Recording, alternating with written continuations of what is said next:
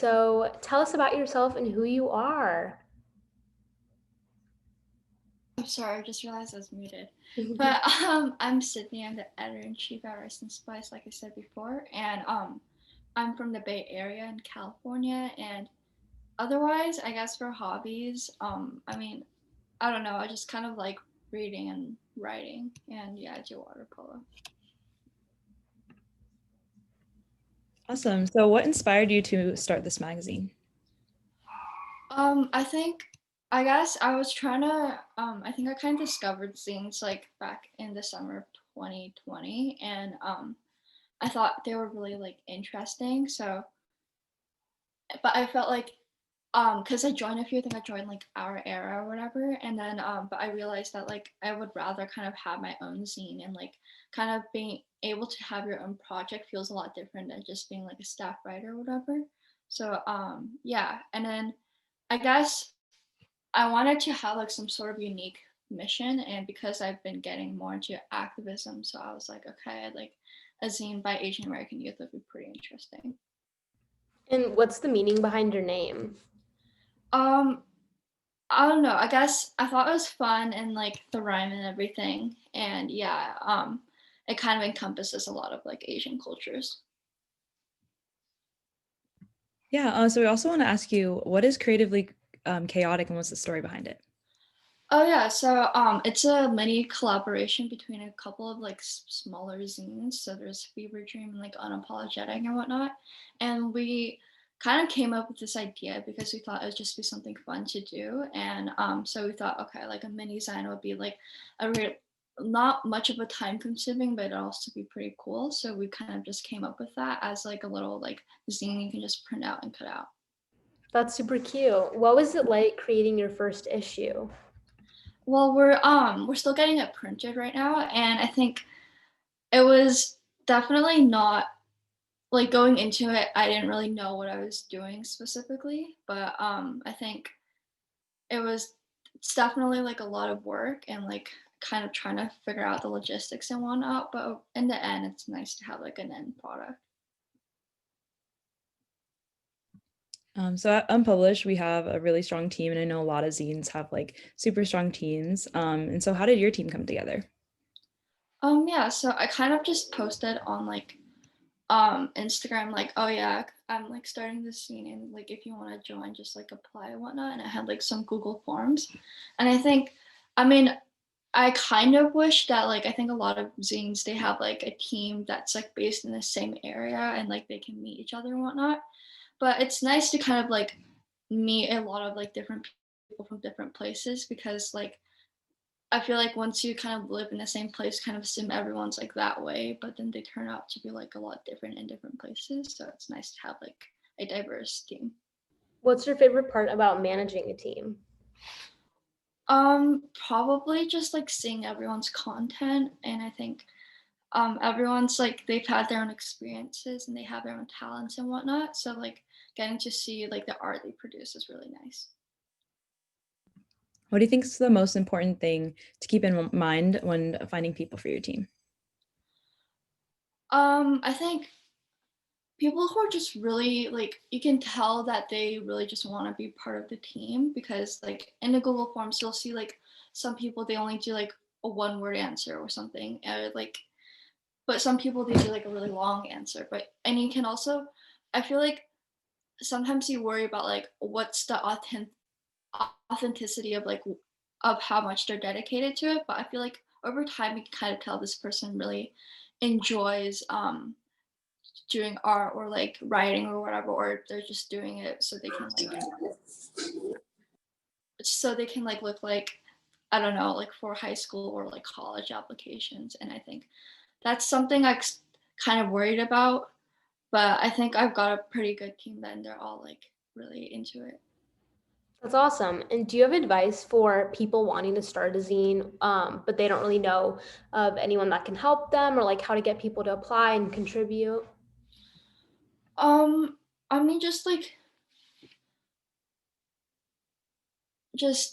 kind of follow your heart. And I think, especially now that we're in like the golden age of like social media, right? And it's like before it would have been probably a lot harder to, get people to be part of your team or like print stuff. But now that we have like the internet, it's like if you want to create a zine, like just do it because you don't know what's gonna happen. And if you, I know this sounds cliche, but like if you don't really ever bother to start, then you'll never know how it'll turn out. Yeah, that's great advice. What inspired you to create an Asian American zine, and why do you think it's important to create these spaces for creatives of color? I think, well, I guess it was from, I think, when you like kind of grow up, not just as like an Asian American, but like as a POC or like just a non-white cis, like anything just out of that kind of norm, and you kind of feel like you're not represented correctly, and you're like, or you're not represented enough. And I think es- especially within like the Asian American community, there's that like um talk about how you can't really pursue the arts, and I feel like that's just kind of a language in our culture in general, and I just wanted like a place for like representation, and not just because I feel like artists or like artists of color and whatnot, they're like pigeonholed within their area, but I want like a safe and like creative space where Asian Americans can like freely express themselves. I love that. What was it like growing the team you have today? I guess it was well, our team's kind of, it's like a medium size, and I think it wasn't too hard, I guess. It was just a lot of time and work to kind of like go through them and see like, oh, how many people like how many photographers should we take in, and like which ones should we take in, and like how many writers and whatnot. And yeah, I guess over time it just kind of like expanded a bit. So, how do you go about contacting someone for an interview? I mean, I just like try to message them through email because I feel like that's the professional way. And if email doesn't work because like a lot of people don't really check their emails, like me included, um, I use like Instagram or like Twitter or whatever to DM them. And I think we've gotten a lot of times if they're like pretty big or whatnot, or they're just not interested, they won't reply to you. But we've got like a few people like Clara Janover, like the activist or whatever, and it's like it feels really nice when someone replies to you. Yeah, definitely. It only takes like one yes to get the ball rolling. And that's what I tell everyone and follow myself. But how do you prepare for an interview? I mean, I guess I just like write a few questions, and I think definitely once you get like a conversation like rolling, you kind of just ask follow-up questions, and like, I don't really do too much prep because that just overdoes it, but that's pretty much it. Do you have any advice for magazines out there wanting to interview someone that has a bigger following but not really know like where to start? Just don't be afraid to like reach out. Like even if they don't respond, there's still that small chance that they will. And definitely you can start out with smaller influencers and stuff and like kind of build your way up. But just don't be afraid because a lot of the times people might seem really like scary or big or whatever, but in the end they're like really nice and like they're just as human as you are. Awesome. So moving on to themes and inspiration, where do you guys find inspiration for your themes or more specifically your first issue? I think just kind of for our first issue, we just kind of thought of like what's kind of going on in the world, or like what kind of mission or aesthetic we're trying to create with like the first or with that specific issue. So around that time it was a lot about like it was I think it was like Pride Month or something, and I think it was also like the midst of like a Black Lives Matter movement, and we thought like definitely color was something that was really like an issue, rather like both literally and metaphorically. And I think that's kind of what culminated into the first issue's theme. And just kind of taking inspiration from your daily life or like society or what you're just interested in that time is definitely some way you can, yeah. Awesome. So once you have that kind of inspiration for your theme, how do you go about developing it? Well, you're just Well, you just kind of like think about, so for example, color, you kind of think about, okay, like what does color mean to me, and like what does color mean to like everyone else, and like what am I trying to achieve with this. So for us it was more like kind of showing diversity of like Asian Americans, and like like splashing color in our like the chaos of like 2020 and like 2021. So yeah. How has the zine changed since you started it, if it has? I guess I think I just kind of got more of a grip on like what we're trying to do, and curating like an aesthetic, or like managing a team or whatever. And I think at first it was just like an Instagram post that like calling for submissions or whatever. But I didn't really know what I was doing. Like I didn't know if I was gonna what app I was gonna use to design the issue. I didn't know like how long it was gonna be, or like how many submissions I would get. And that I feel like a lot of times going into projects and stuff, I overthink things. But honestly, just like starting to do it and then like learning along the way is definitely a really great way. There's a lot of zines emerging on the scene. And so how do you get your zine to stand out amongst everyone else? I think it's just creating some sort of like um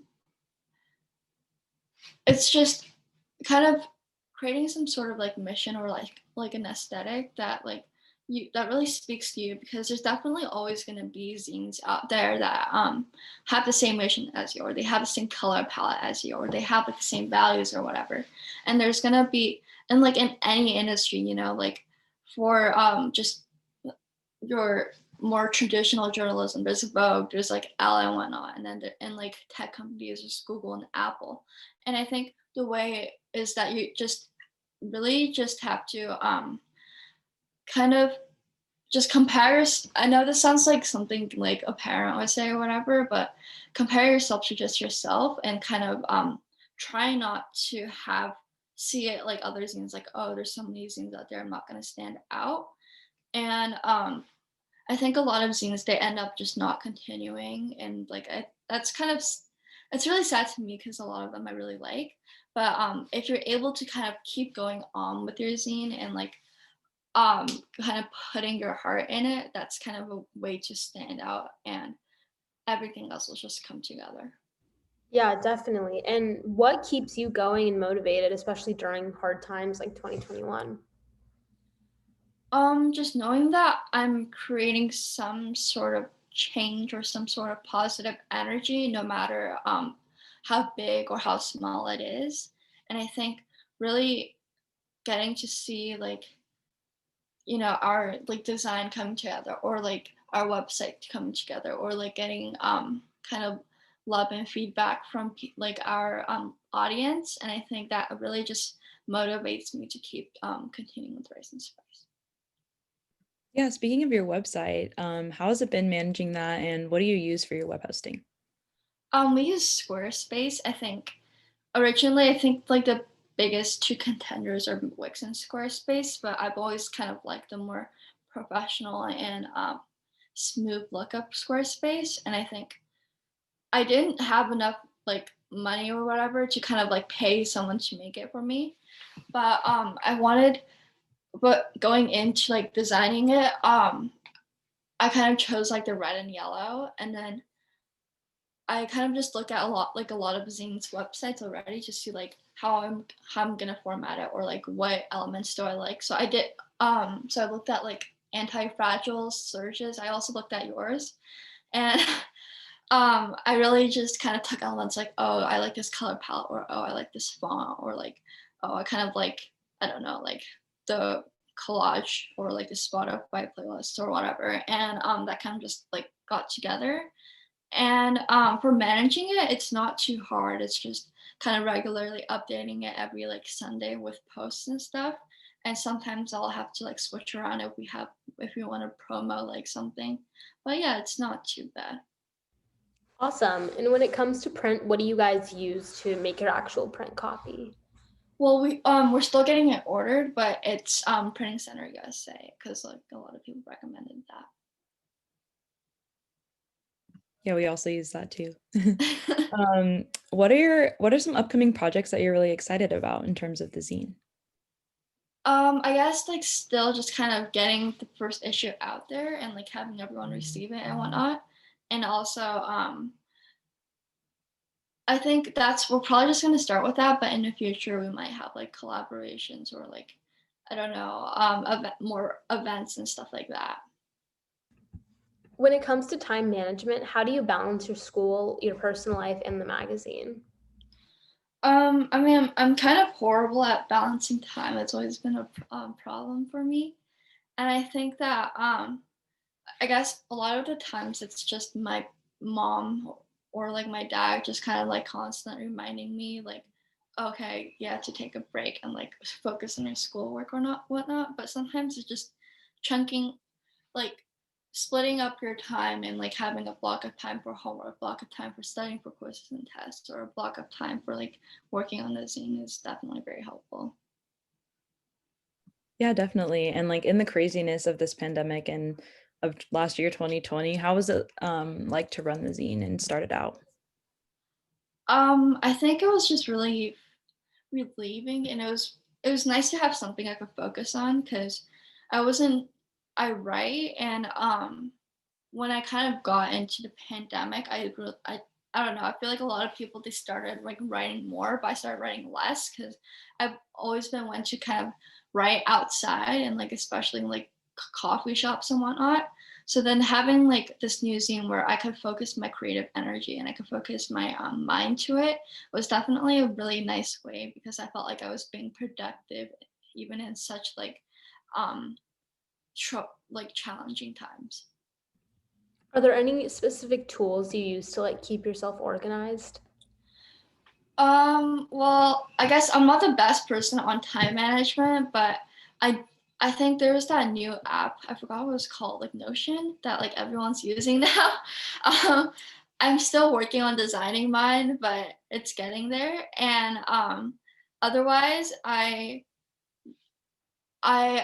use this thing called Todoist. It's like and Google Calendar, and I just write all my notes app and whatever. But usually, kind of keep it in my mind, which is a really bad habit. But I feel that. Jane Doe asked, what was the moment you knew you wanted to make the zine? um, I'm not like completely sure, but I think it just kind of formed in my mind. I can't pinpoint an exact time, but once I kind of thought it'd be super cool to create like a zine, then it just really latched onto my mind. And yeah. What are some things you've learned from starting the zine? Like, have you added any specific qualities on to yourself just like from, learning new things? Yeah, definitely. Um I guess there's just so many things. So I have done like small business stuff before. We had a mandatory entrepreneurial project back in 7th grade. So I kind of had a bit of experience like working with a team or like using social media to promo and stuff like that. But really had to like learn like how to create like an issue and like the aspects like printing or like the number of pages or not or designing a website or um, kind of m- kind of like curating an aesthetic and growing like a platform. And yeah, there's just so many elements to it. How's your family and friends reacted to your recent success with Rice and Spice? Um, I mean, I wouldn't call it like a success. I think we're still like growing, but I think I remember I kind of try to keep it away from my parents for a while. I don't know. I just feel like it's really awkward whenever I talk about projects with them. But I think in the end they like somehow found out. I might have told them or something, and I think I got a really nice reaction, and I think my parents have been really supportive with like I think they like regularly stalk my accounts now or something. And yeah, they sometimes give me suggestions. And for my friends, they also thought it was a really super cool idea. Some of them even like applied to join or like submitted it stuff. And I'm really glad that like nobody really criticized what I was doing, and they're just all being supportive and giving me encouragement and feedback. That's really awesome. Do you guys have any exciting goals coming up for this year, or things you want to, things you want to achieve this year? Probably. I mean, just looking at other zines, I like just kind of see what cool stuff they're doing. So maybe like a podcast would be super cool, or like, I mean, I hate listening to the sound of my voice, but um, I think otherwise, I think a lot of zines do like like mini merch lines. I think that'd be pretty cool. But yeah, those are two things that are in mind right now. That's awesome. Do you have any like long-term goals with the magazine as well? Like things that you see it going in the future? Uh, Definitely yes. I feel like I like to overthink things. I feel like some people they don't really like thinking about the future, but I really do, and it's a bit of a problem. But I think um probably just maybe expanding our reach, or like having collaborations in the future, or like what I said before, like starting a podcast and really just kind of forming a nice like platform. It doesn't have to be too big or anything, but I feel like I want to continue with it because I feel like I really like the mission, like the vibe we're going for right now. And what was one thing you wish you knew before starting? Or like if you could give your younger self advice on running a magazine? Um, I'm not sure exactly because I've always been one who doesn't really have any regrets, which is um, but I think maybe one thing would be probably keeping like a smaller team. I think that um right now, I feel like for bigger zines that makes sense to have like a bigger like team, because so you have like a lot more content to produce. But I think have I really like seeing like other zines. I think like all my friends they have like really tight knit like close team, and I really wish that we had like a smaller team so we could interact more and stuff like that. But I don't know. I think right now it's a sizable size. So Yeah, definitely. Totally agree with you on that. Just like take on what you can manage. yeah. Okay, cool. So that's all of the questions on our end. If anybody has any questions in the chat, feel free to ask. We'll wait a bit to see if any others pop up. But thank you so much. Mhm.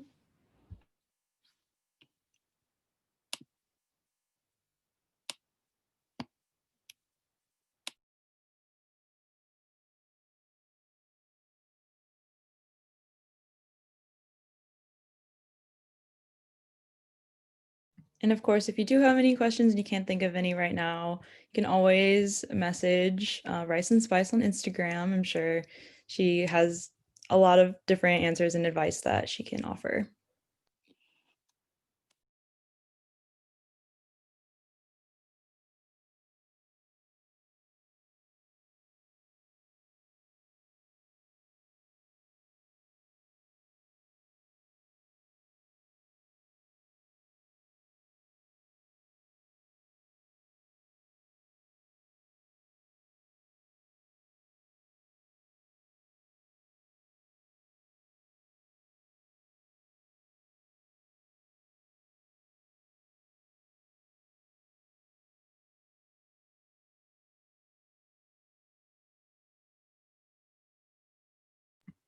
So someone asked, do you only accept Asian American work?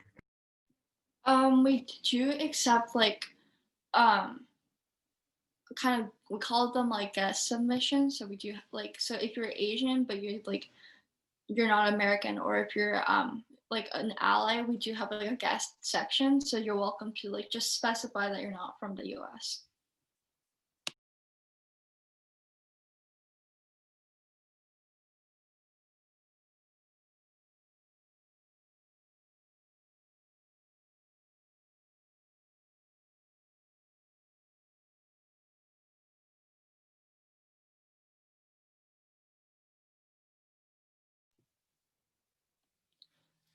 For the question about how long it takes a zine issue to complete, let me think. I think for the designing bit, maybe like a month or two. And I think for submissions, it really just depends on how fast they're coming in.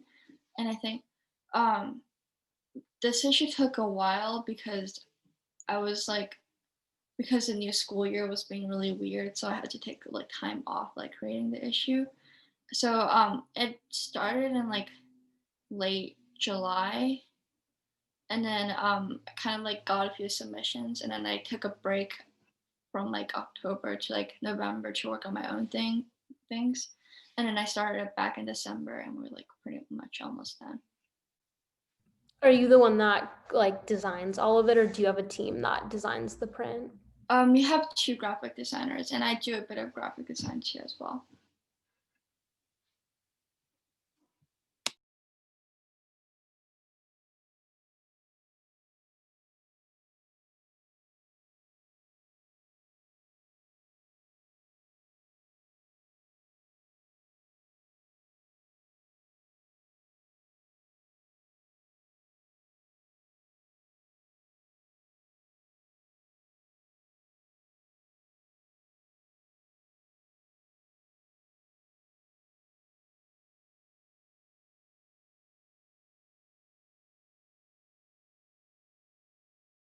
All right, if there's no more questions, we'd just like to thank you again, Sydney, for coming on and chatting with us. It was really fun. Thank you so much for having me. Yeah, of course. Okay, thank you so much. Everyone have a good Bye. your day. Have a great day too.